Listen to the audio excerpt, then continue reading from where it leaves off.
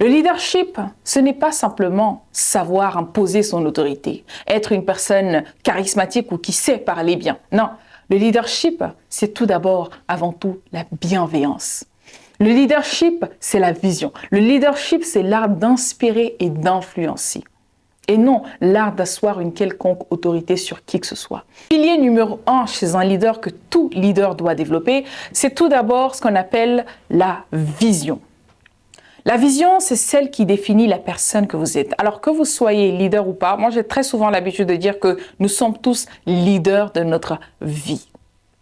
Et la première ou le premier acte de responsabilité, de leadership que vous puissiez prendre, c'est en ayant d'abord une vision pour votre vie.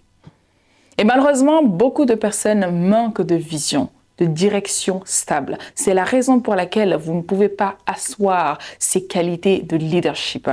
Donc la première qualité ou la première compétence que tout leader doit développer, ça commence déjà par la vision. Quelle est ta vision? Quelle est ta mission?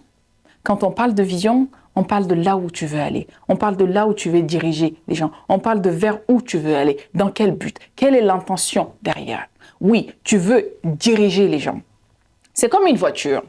J'aime bien donner cet exemple, parfois quand j'accompagne des gens, des leaders, j'aime bien souvent donner cet exemple en disant, quand vous êtes un leader, imaginez-vous comme si vous étiez un chauffeur, un conducteur de bus. Vous avez plein d'élèves qui vous suivent, que vous devez déposer certainement au cours de la rue. Parce que oui, sur un chemin de leader, ce ne sont pas tous ceux que vous prenez à la gare que vous allez forcément faire le chemin, voire les déposer à votre direction finale. Il y a des personnes qui vous quitteront dans le bus par moment avant. Il y a des personnes qui vous quitteront un peu avant la destination finale ou le terminus. Il y a des personnes qui vous quitteront dès le début. Donc, quand vous êtes un leader, vous devez toujours vous imaginer comme un conducteur de bus. Vous avez plein d'élèves qui vous suivent.